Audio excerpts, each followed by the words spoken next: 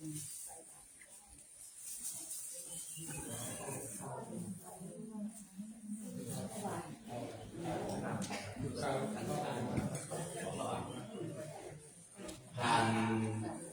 เข้าข้างนอกแบบเจอ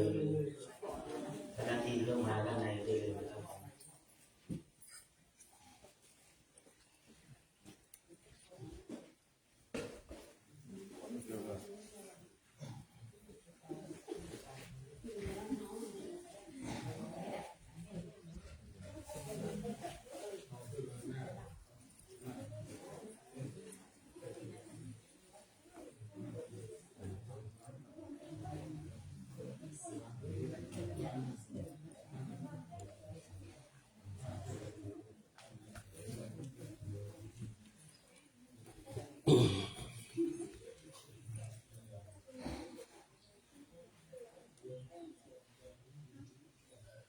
ขอกล่าวไหว้สายองค์พุทธปิมปาสาธุเจ้า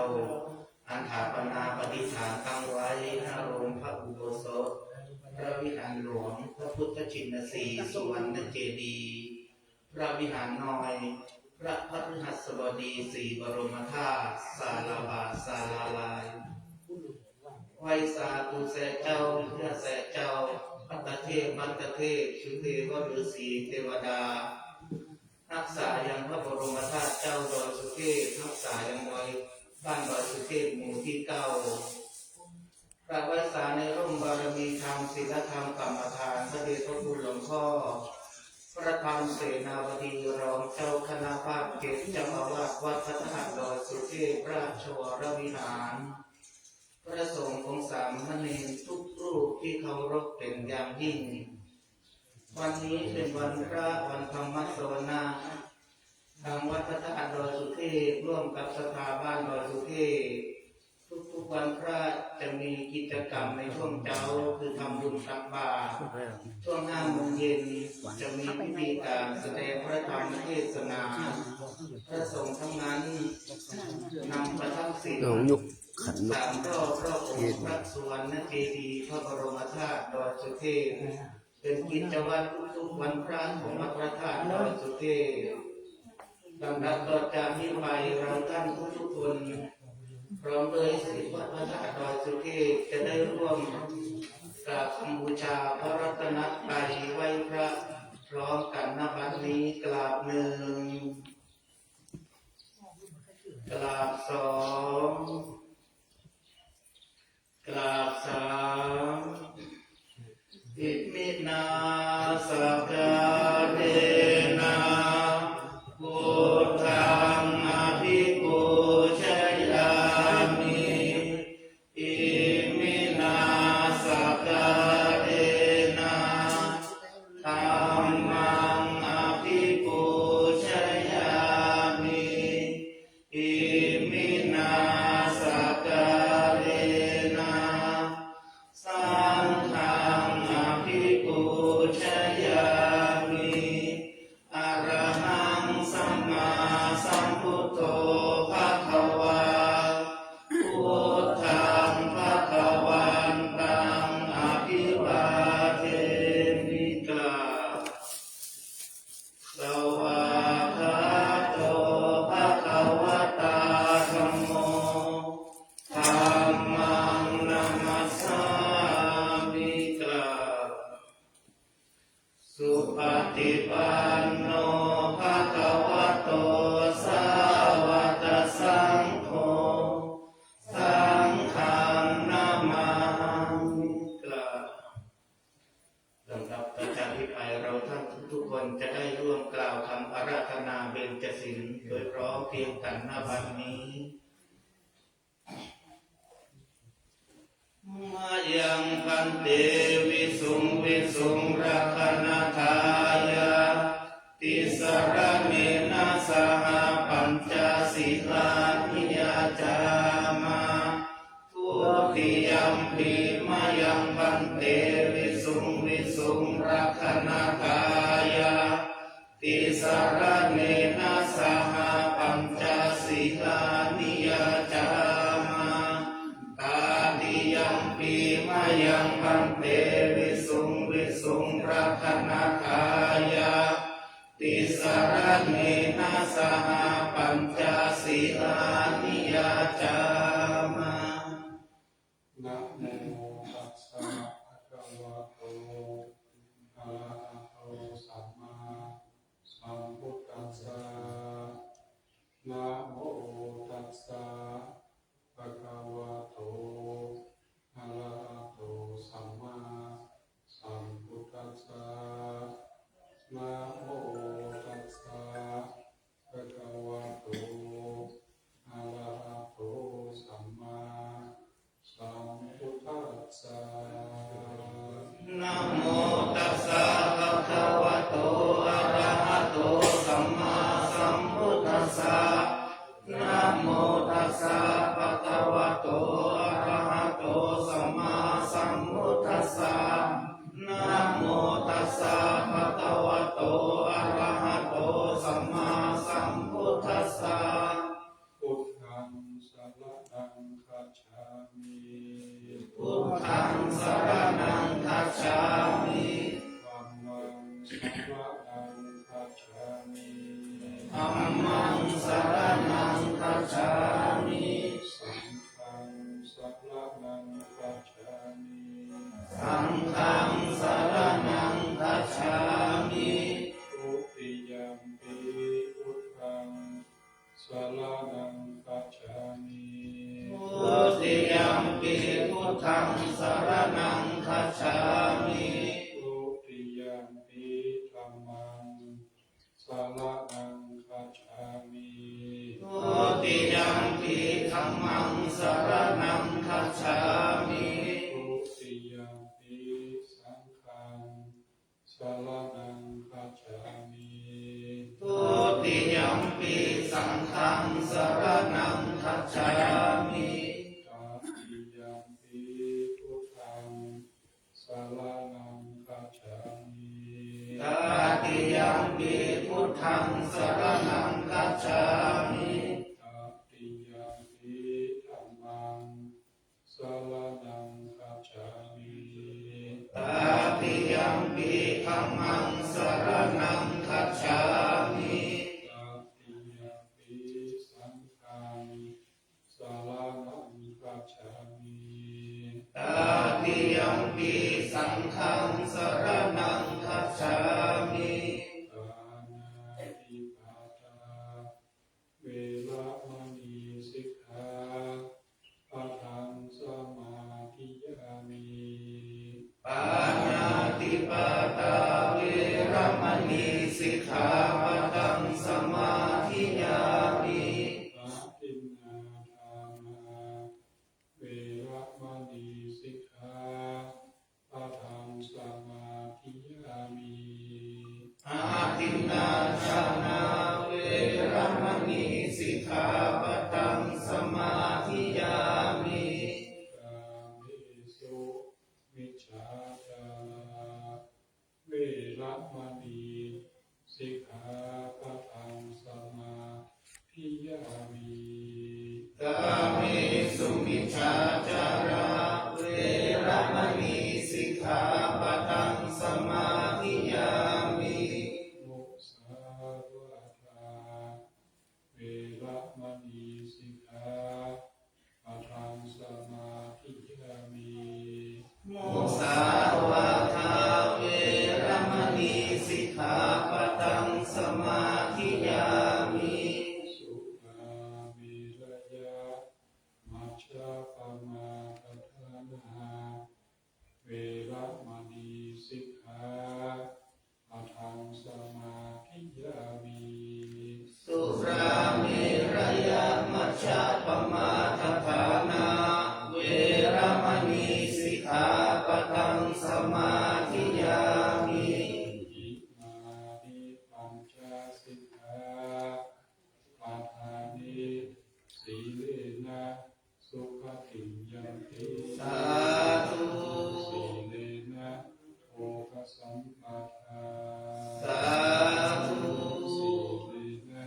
นิพพุติยันติตัสมาสีลังวิโสทัพพิ สา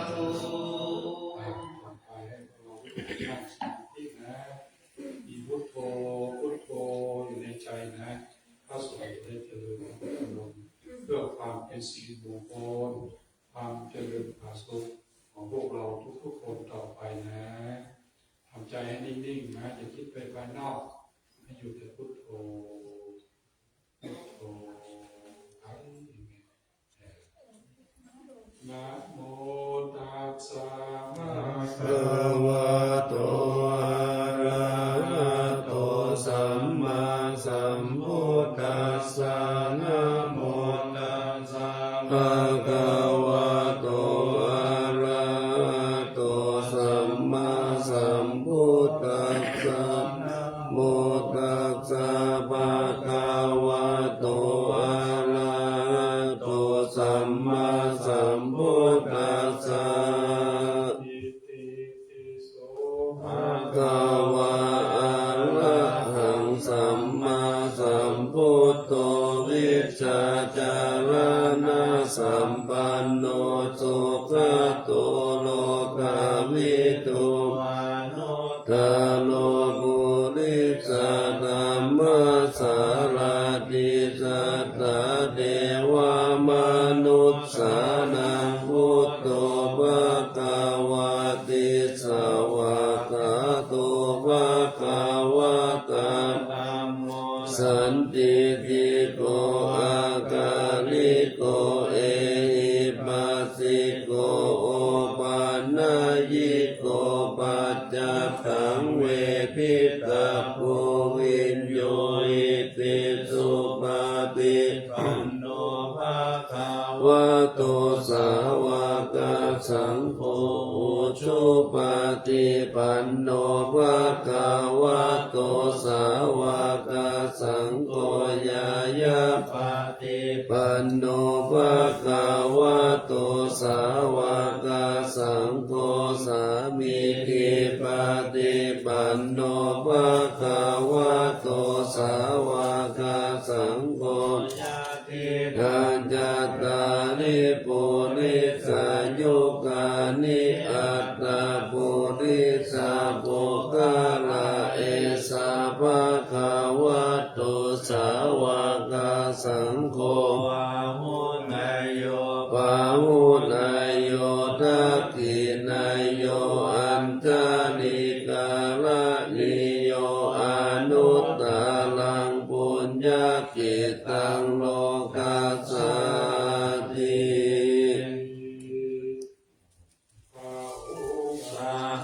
สมาภินิมิตาสาวุธันตังคิเมฆลังโมติตาโคราสเสนามารังธานาทิธรรมวิธินาสิตาวามุนินโดตันเตสะสาภวันตุเตชายามังคลานิมาลาติเลกามาปิโยจิตาสัพพะละติงโกลัมปานาลาวะกามัตถามัตตะกายกังกันติสุขันตาวิธินาสิตาวามุนินโทตันเตสะสะภะวันตุเตชะยะมังคลานินาลาคิลิงคาชาวะลังอัตถิอันตะโพธังภาวะกิจจกามัสสนิวาสุทารุนันตังเมตตัมภูเสกาวิธินาทิตาวามุนินโดตันเตชะสะภะวันตุเตชะยะมังคลานิอุกิตาภะคะมติหัตถสุทารุนันตังตะวันติโยชนะปัทังกุลิมาลาวันตังอิติปิสังกตมโนทิตาวามุนินโตตันเตสะสะภะวันตุเตชะยะมังคลานิกัตตวนาคาตมุตตะลังเมวะคัพพินิยตินจายาตุตาวาจานัญจานากายามะเสสันเตนะโสมาวิตินาสิตาวามุนินโด วันตุเตชะยามังค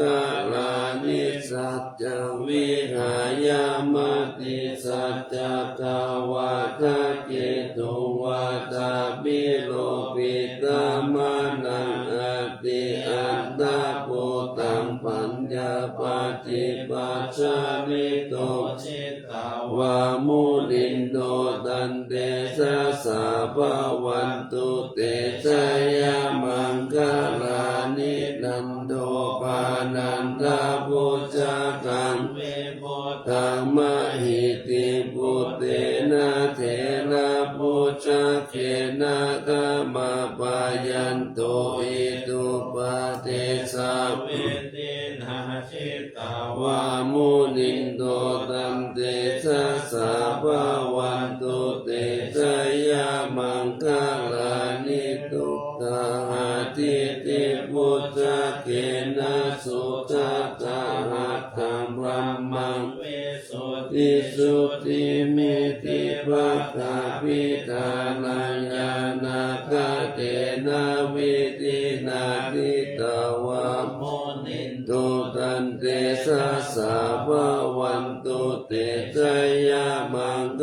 ลานิเอตาปิพุทธชยามังคลาอัตถคาตายโยวัจจโนทินาทิเดสาลาเตมะกันติตวานาเนกาวิวิตานิจุปัตตวานิโมขังสุขังอาทิกามายานาโลสัพพัญโยโตหิตายะสัพพะปานินาปุเรตวะบาลามิสัพพะปัตโตสัมโพธิมุตตะมังเอเตนะสัจจวัจเจ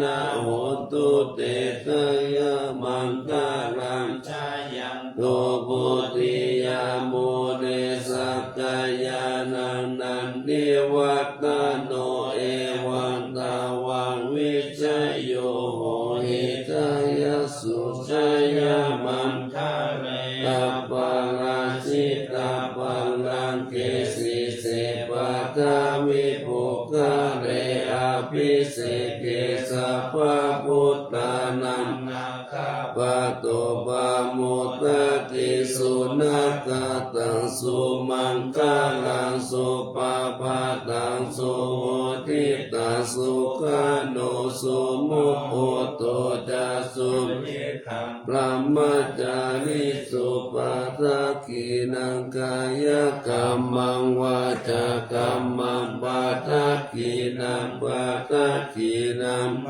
โนกรรมังปานิติเตปะทักขินาปะทักขินานิกัตวานาลาบันตันเตปะทักขิเนเจริญสุ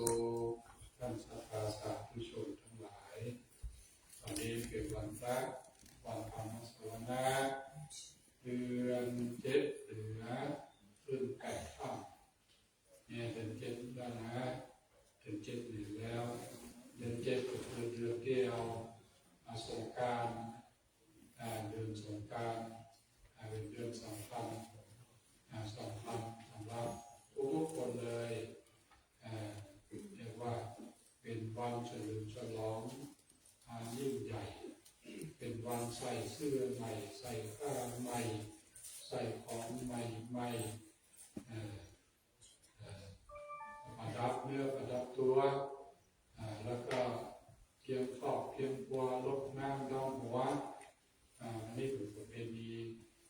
มีมาแต่เดิมนานแล้วเป็นช่วงโอกาสที่เราจะได้สละสลงส่งน้ำส่งน้ำพระเจดีย์ส่งน้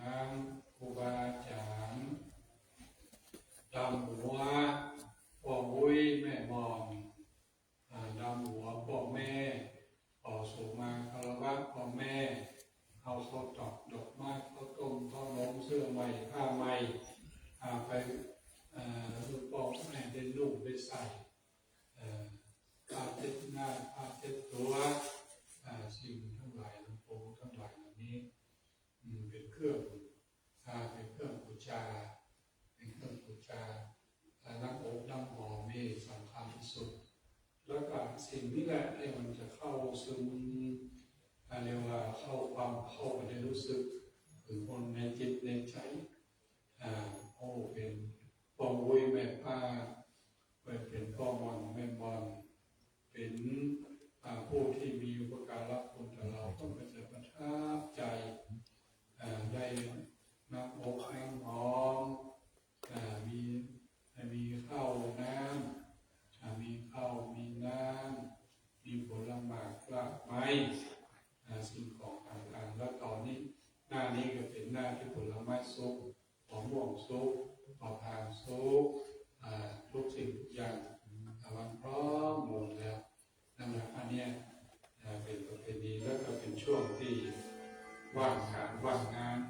เกี่ยวข้าวเกี่ยวน้ำเลือกสวนใบนาต่างๆนานานี่ก็ดีแล้วมีการมีงานไปง่ายมาง่าย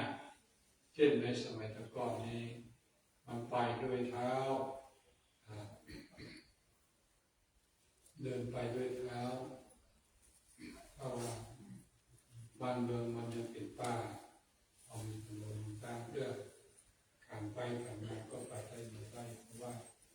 มันแห้งมันแรงนะผมต้องมองก้าวต่างก็เป็นใช้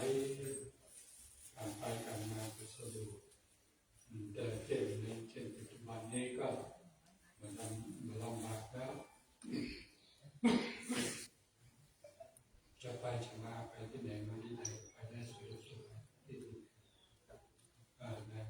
อันนี้เช่นเป็นช่วงโอกาสที่เราจะต้องทำจิตโปร่งใสใจเย็นเยือกเย็นน้ำโอมน้ำหอมน้ำมีชุ่มปล่อยช่วงนี้แม้อากาศจะร้อนแต่ว่าเราก็ต้องทำใจเราต้องทำใจของเราให้เย็นใจของเรานี่มันจะทำได้ถ้าใจที่ประกอบด้วยคุณธรรม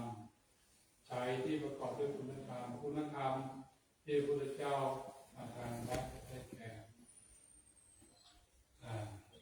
อโลภะอโทสะอโมหะหมู่เนี่ยโดยเฉพาะยิ่งอโทสะแปลว่าไม่โกรธอันนี้ทำใจถ้าใจโกรธเนี่ยมันจะเป็นใจร้อนแล้วโกรธจะมีอารมณ์ความโกรธนี่มันจะมีก้าคนใดคนหนึ่งมันมีได้ทุกคนหลอดเขาโกรธได้คนเท่าเขาโกรธได้ผู้เจ้าเขาโกรธได้แต่มันมีผู้คนนะแปลว่ามันเป็นธรรมชาติของอารมณ์แต่ว่าถ้าใส่อโกธาเข้าไปนี่แปลว่าไม่โกรธเราต้องนึกว่าเราจะไม่โกรธเราต้องทำใจว่าเราจะไม่โกรธแปลว่ามันเกิดอารมณ์ขึ้นมามันเกิดอารมณ์โกรธขึ้นมาเนี่ยเราทำยังไงเราก็ต้องให้รู้ทันเพราะว่ามันสิ่งต่างๆเนี่ยมันเกิดกรรมเดียวมันดับหรอกพระพุทธเจ้าสอนไว้ว่าทุกสิ่งทั้งปวงยังกินจิสมุทัยธรรมังสิ่งใดสิ่งหนึ่งมีความเกิดขึ้นเป็นธรรมดาสัพพันตังนิโรธธรรมังมันก็จะดับเช่นความโกรธมันเกิดขึ้นมันก็จะดับไปอย่างกับไฟลุกลุกจากไหนมันลุกจากใบตองลุกจากใบไม้ลุกจากกระดาษพอเชื้อมันหมดไปมันก็ดับแล้วเชื้อมันหมดไปมันก็ดับแต่ว่าจิตเชื้อที่มันเป็นที่จิตนี่เป็นว่าจิตคนเรานี่นะจิตคนเราเขาค่อยหันว่าจิตของเราเนี่ยมันดิ้นเกิดดับเป็นจะได้หรือว่ามันเดินไปยังไงคือพอเข็มวินาทีนี่เห็นไหมเข็มวินาทีมันเดินปั๊บไปติ๊กๆนะแล้วก็มาเทียบที่ชีพจรของคนเราพอเรามือติ๊กมันก็เต้นแมบเนี่ยคือมันเกิดดับแต่ว่าคณะหนึ่งเนี่ยเพราะว่า1 วินาทีเนี่ยคณะหนึ่งเห็นไหมเห็นมันขยับโอ้ยหนึ่งคณะนะ1 ขณะใน1 วินาทีเนี่ยเขาเกือบจะทำอย่างกันนั่นนะ นะเขาเกือบจะเงียบเนี่ยพวกบัตรการนั่นนะอันนี้พระพุทธเจ้าถึงเป็นห่วงนักเป็นห่วงงานในเรื่องของเรื่องของเวลาเนี่ยนะวินาทีหนึ่งนี่นะนี่1 วินาทีหนึ่งเป็นเรื่องขนาดใช่ไหมแต่ว่าจิตของเราเนี่ยเขาว่า1 ขณะเนี่ยมันเกิดแล้วก็มันดับมันเกิดแล้วก็มันดับมันเกิดแล้วก็มันดับมันเกิดแล้วก็มันดับนั่น1 ขณะจิตแล้วมันได้เกิดดับน้อยๆนะอย่างมอเตอร์พัดลมที่เอาหมุนไปหมุนมาอันนี้มัน50 รอบนะ50 รอบแปลว่า1 ขณะของมันเนี่ยคือ50มัน50แต่ว่าจิตของเราเนี่ยมัน17เพราะว่า17มันค่อย17มันค่อยมันจะเกิดอย่างพัดลมที่มันหมุนเราหันมันหมุนได้ยังไงในรอบของมันเนี่ย1 วินาทีเนี่ยมัน50 รอบนะเนี่ยมันปั่น50 รอบนะ1 วินาที1 วินาทีนี่แปลว่า1 ขณะ50จิตของเรานี่ก็มันก็โวยโทสะมันเกิดมันติดปั๊บนี่นะติดปั๊บเลยดับแล้วมันก็ติดไปนะติดปั๊บแล้วดับติดปั๊บแล้วดับเนี่ยมันเหมือนเด้งเกิดต่อเนื่องเรียกว่ามันติดแล้วดับ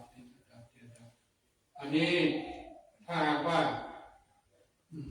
มันก็จะทับโอ้ยไงว่ามันเกิดแล้วมันก็จะทับยกตัวอย่างร้อนให้เนี่ยพอมันให้สักคำเดียวมันดัง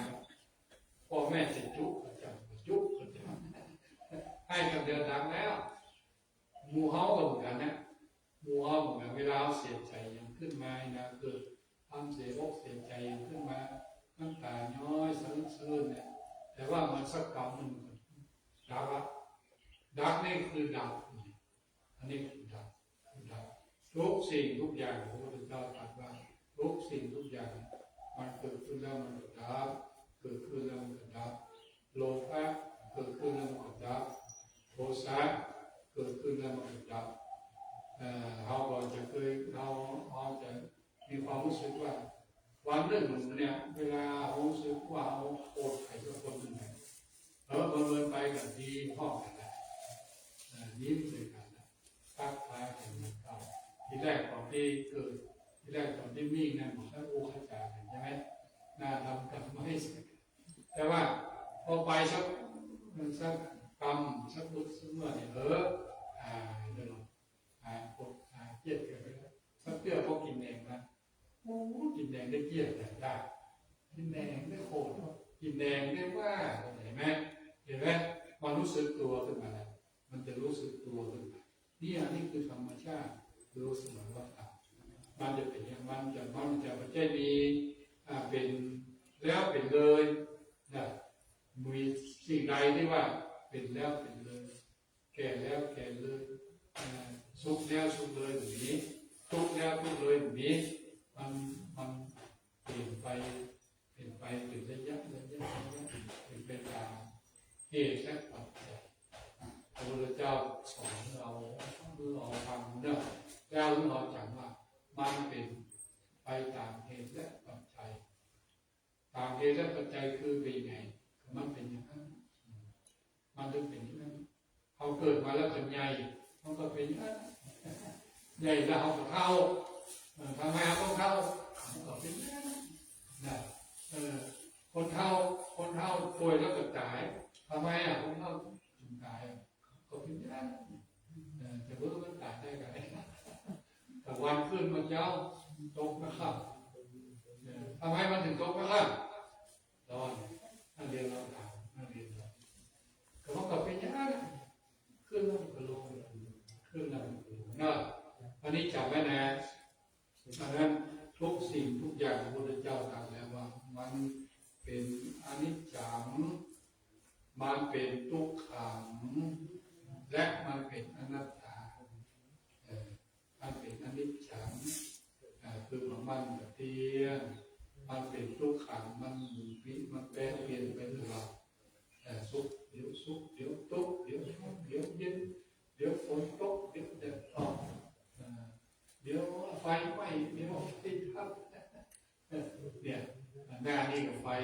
ป่าเนาะ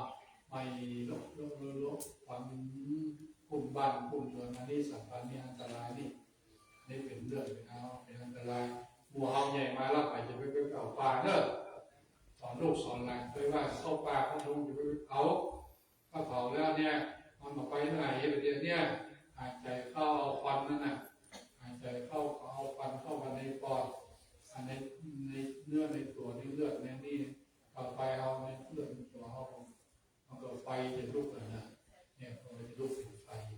แต่มันจะลุกเป็นไฟโลกมันจะลุกเป็นไฟเพราะว่าไฟมันเบาไฟมันลงไปเพราะนั้นในวันนี้ใกล้วันปีใหม่มาแล้วเอาเก็บตัวเก็บใจที่หลวงพ่อบอกเก็บใจไว้ดีๆอารมณ์รักอารมณ์สะอาดโมฆะแบบพูดมากล้ามากายมาเข้ามางานจิตใจเราปุ๊บย้อนว่าเราก็ลงพระโพสาโมฆะนะเราจะได้สุขก็อารมณ์พระโพสาโมฆะเนอะถ้ายามใดที่เรามีอารมณ์พระโพสาโมฆะอย่างนั้นเราจะมีสุขอย่างใดเรามีศีลสมาธิปัญญาอย่างนั้นเราก็จะมีสุขญาติโยมสาธุชนมีโอกาสเลือกได้เลือกเอาในสิ่งที่เป็นสุขแก่ชีวิตเป็นสุขแก่ตนแก่ตัวเราก็จะมีชีวิตอยู่ด้วยความสุขขอบุญกุศลได้กำจุนบุญปกปักรักษาท่านสาธุชนตลอดไปโดยร่วมกันทุกคนด้วยสาธุครับนี้ไปเราท่านทุกคนจะได้ร่วมกล่าวคำถวายภัตตาหารแด่พระรัตนตรัยทั้งสามเพื่อบูชาคุณพระพุทธพระธรรมและพระสงฆ์เราจะตั้งนะโมสามจบร้องกันแล้วว่าตามกระผมเป็นวักณบัดนี้นะโมตัสสะภะคะวะโตอะระหะโตสัมมาสัมพุทธัสสะนะโมตัสสะภะคะวะโตอะระหะโตสัมมาสัมพุทธัสสะนะโมตัสสะภะคะวะโตอะระหะโตสัมมาสัมพุทธัสสะอิมานิมะยังพันเตพัตตานิสัพพะริวารานิภิกขุสังฆัสสะโอโนชยามาสาธุโนพันเตภิกขุสังโฆอิมานิพัตตานิสัพพะริวารานิปฏิคันหาตุอัมหากังทีฆรตังนิตายาสุขายา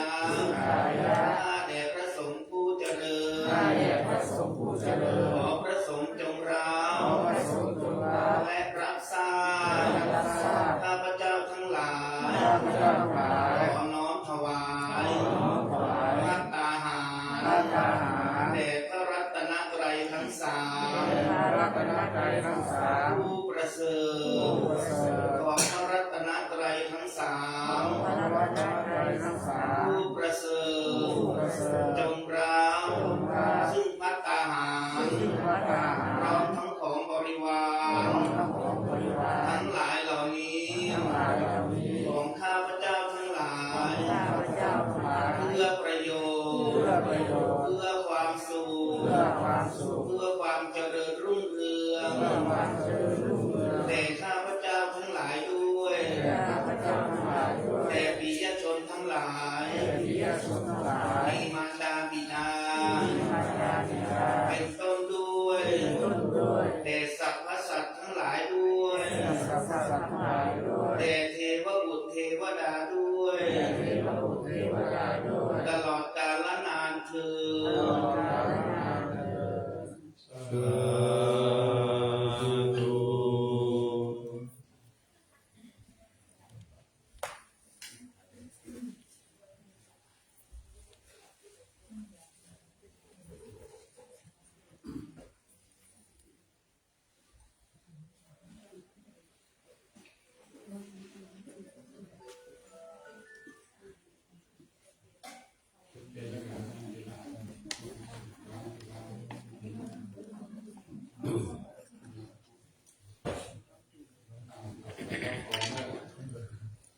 ยะถา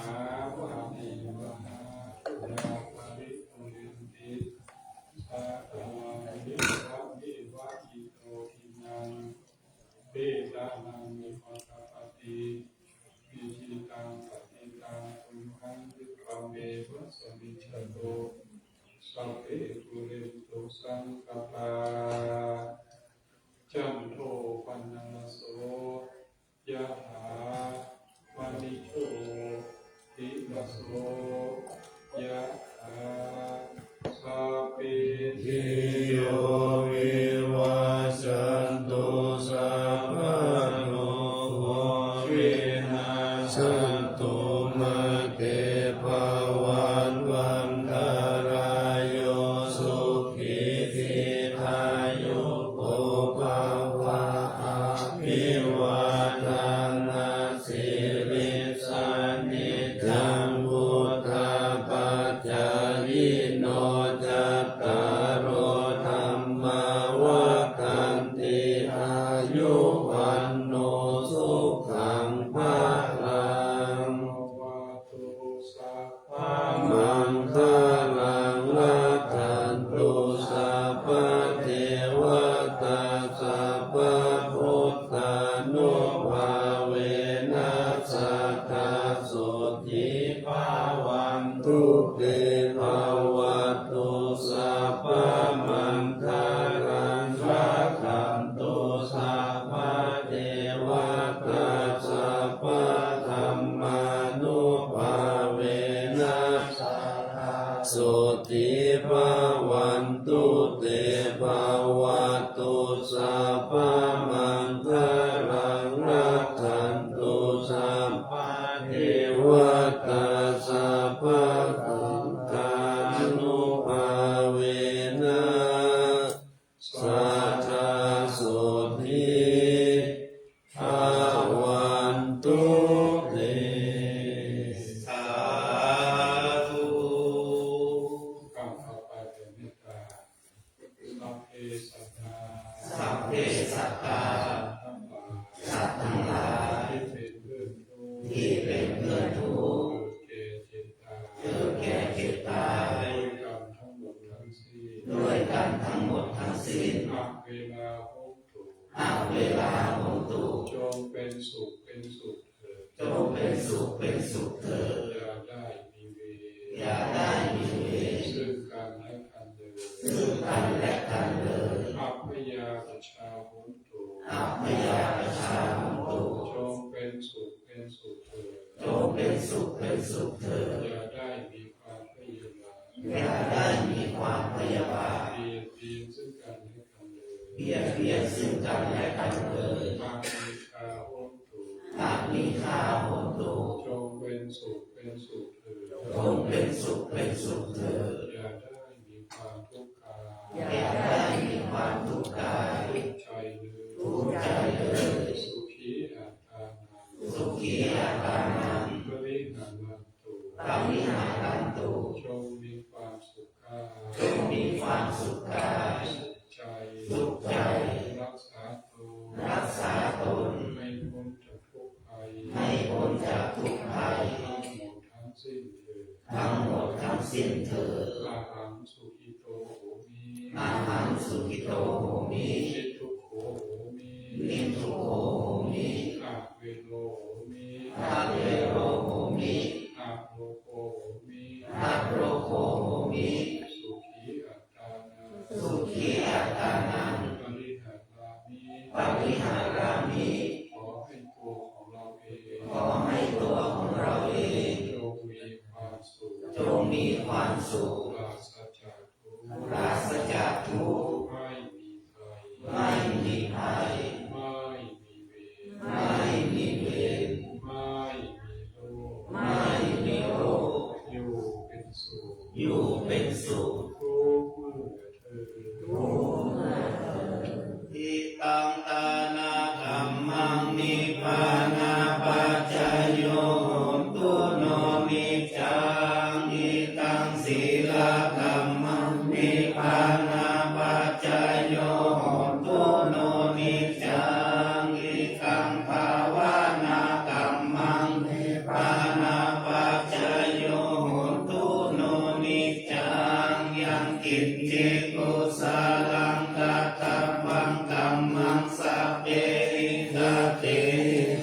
ตังปุญญังโนอาโนโมทันตุสุนันตุโคนโตเยเตวาสมิงทาเนอาทิตาทาทิตายุกาสัทธาหนตุสัพพะสัตตานังสุขีอัตตานังปาริหารันตุมาตาปิตาสุขิตาหนตุสุสัพพะมุญจันตุสัพเพญาตาตาสุขิตาหนตุสุสัพพะมุญจันตุสัพเพญาตาตาสุขิตาหนตุสุสัพพะมุญจันตุสัพเพปิสาสัพเพ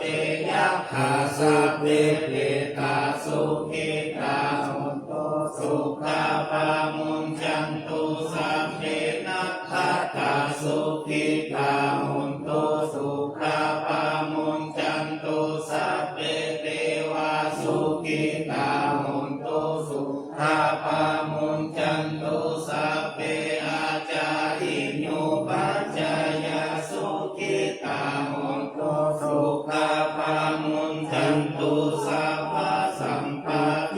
นะสามิจฉันตุโอวันตา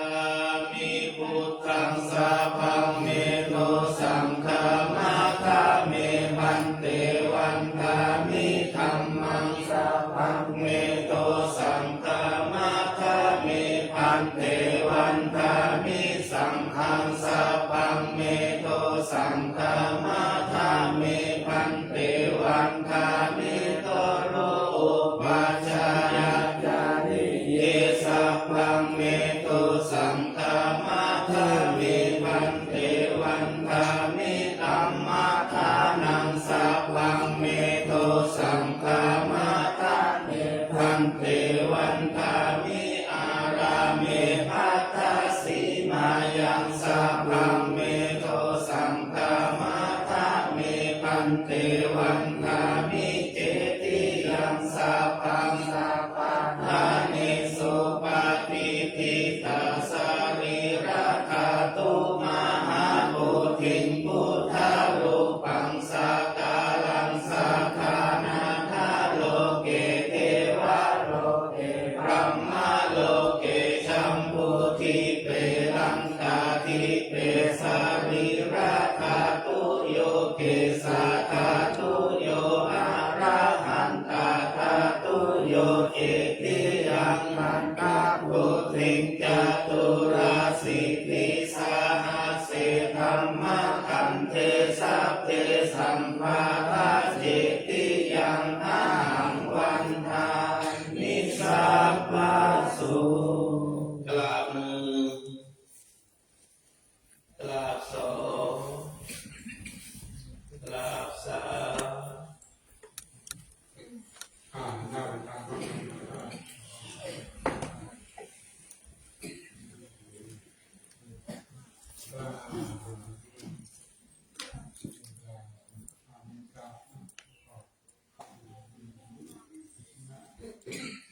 นะโม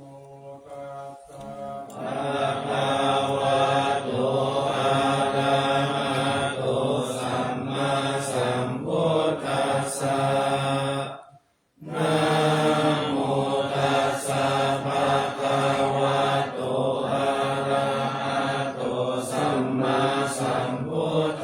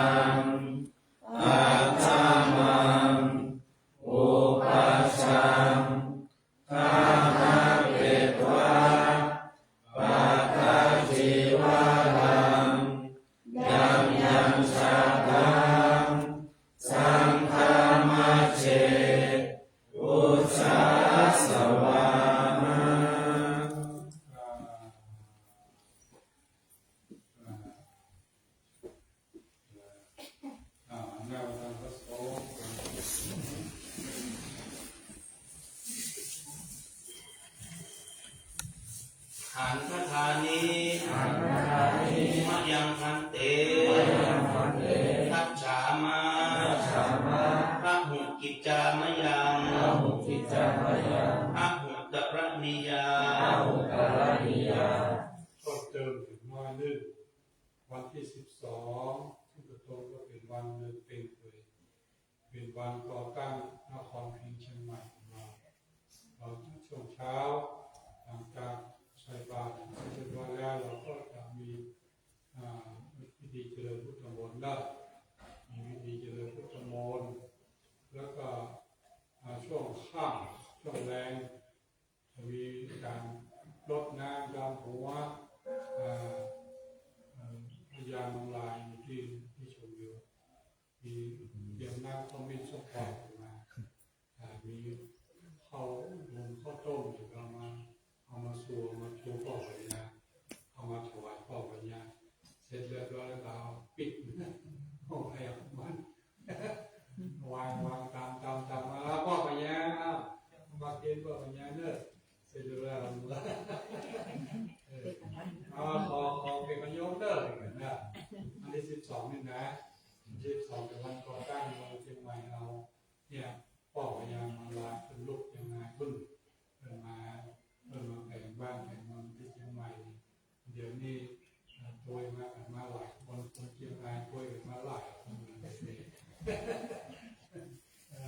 มาอยู่ตัวก็พยายามดาวถึงแม่หมดลูกยังไงหมดอยู่ตัวเนี่ยหลายคนลูกยังไงมาเพราะลืมนะวันที่12นี้เอางานก็มีทุกวันมาเนอะเอาพักมาฝ่ายมาสละสลงโอบรอของพ่อปัญญาอยู่ที่ชุมอยู่นะแต่ต่างกันมาจะได้มีความสุขเปิ้ลจะได้สุขใจกันลูกหลานรักกูโลเนี่ยกูมาอยู่นี่ลูกหลานตัวไม่ใช่หลานโดยเฉพาะยิ่งรอที่ลูกยังไงนะยังวันนะยังวันเราไปเปิ้ลยักษะตุเอกาลังมัญญคาบัดนี้สัทธาทั้งหลายได้มาบำเพ็ญบุญบำเพ็ญกุศลเป็นที่สำเร็จเสร็จสิ้นเรียบร้อยแล้วจำเป็นจะต้องกลับสู่เกหะบ้านช่องห้องหอของผมโน้นอยู่ขอมีใจไปขอมีโชคมีลาภรับขอมีเงินหมื่นขอมีเงินแสนการแม่นถ่ายงานที่มาการขึ้นทางกิจการงานใดขอมีความเจริญรุ่งเรืองสุขกายสุขใจเป็นที่รักกำลังใจแก่วงและเทวดาไปทุกคืนทุกวันทุกท่านทุกคนด้วยเถิดสาธุสาธุสาธุวันตามิพันเตสัพพังอปาราทังธรรมรามิพันเตมยตตังปุญญังสามินาอนุโมทิตาปังสามินาตังปุญญังไมหังคาราปังสาธุสาธุอนุโมทาใจยตุภวังใจยมังคลังใจยโสภิภวันตุเตสาธุสาธุสาธุใจยันโตอุทิยามุลิกักกายานันทิวัตโนเอวังตาวังโยโหหิตายาสุสยามังคะเลอปาลาจิตาปัลลังปัทวิปุกะเลอภิเสเกสะปะพุทธานังอาคาปะโตปะโมตติสุนักกะตังสุมังสุปะปะตังสุมุติตังสุกะโนสุมุโอโตจะตุยิตังปะมะจามกินังกายกัมมังวาจากัมมังปารากินังปารากินังมโนกัมมังติเตปารากินาปารากินานิกัตตวานาลาปันตันเตปารากิเน